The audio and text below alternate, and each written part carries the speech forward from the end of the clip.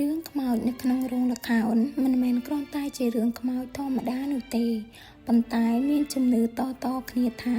មានខ្មោចពិតមែននៅយ៉ាងសម្ងាត់ក្នុងសាលធំនៃរោងល្ខោនមួយកន្លែងសំឡេងចម្រៀងនៅក្នុងរោងល្ខោនកំពុងរំពងយ៉ាងពីរោះរណ្ដំវាជាយុគដំបូងក្រោមការគ្រប់គ្រងរបស់អ្នកដឹកនាំថ្មីសំឡេងភ្លេងកំពុងបន្លឺឡើងជាមួយនឹងសំឡេងក្រហម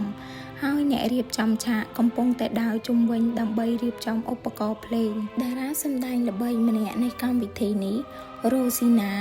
បានដើរចុះឡើងដោយត្អូញត្អែរថាតើខ្ញុំអាចច្រៀងឲ្យបានល្អយ៉ាងម៉េចទៅបើពេលនេះបំពង់ករបស់ខ្ញុំឈឺដោយសារតែផ្សែងពុលនៅក្នុងទីក្រុងនេះនាងបានសោកសៅ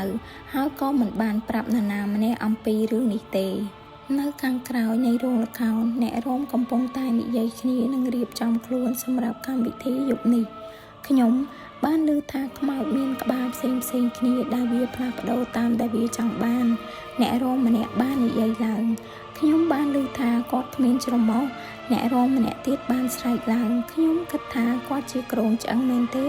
អ្នករាំម្នាក់ទៀតបានសួរឡើងអ្នកខុសទាំងអស់អ្នករាំទី4និយាយដោយមោទនភាពខ្ញុំបានឃើញខ្មោចនោះដោយភ្នែករបស់ខ្ញុំផ្ទាល់គាត់មានក្បាលតែមួយហើយអ្នកអាចច្រឡំគាត់ថាជាសុភាពបុរសដែលពាក់អាវធំខ្មៅវែងនិងមួកកាតិបប៉ុន្តែខ្ញុំមិនដឹងអំពីច្រមុះរបស់គាត់ទេ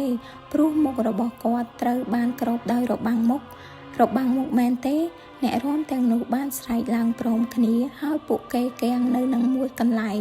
គេថាមុខខ្មោចនោះពិតជាគួរឲ្យរន្ធត់និងគួរឲ្យខ្លាចខ្លាំងណាស់អ្នករាំទាំងនោះស្រែកឡើងជប់និយាយរឿងមិនសមហេតុផលទៅលោកស្រីមេកាដែលទទួលបន្ទុកកម្មវិធីបានស្ដីឲ្យពួកគេយើងមានបញ្ហារ៉ូស៊ីណាមិនព្រមច្រៀងទេអ្នករាំទាំងនោះចាប់ផ្ដើមខ្សឹបខ្សៀវគ្នាហើយពួកគេបានអូសក្មេងស្រីពូកែអៀនម្នាក់ឈ្មោះអានីមករកលោកស្រីមេកាអានីអាចធ្វើបានប៉ុន្តែនាងមិនដឹងផ្នែកនេះទេ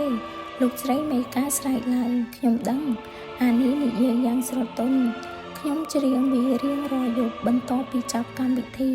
លោកស្រីមេកាសម្លឹងមើលនាងពីលើចុះក្រោមហើយដកដង្ហើមធំ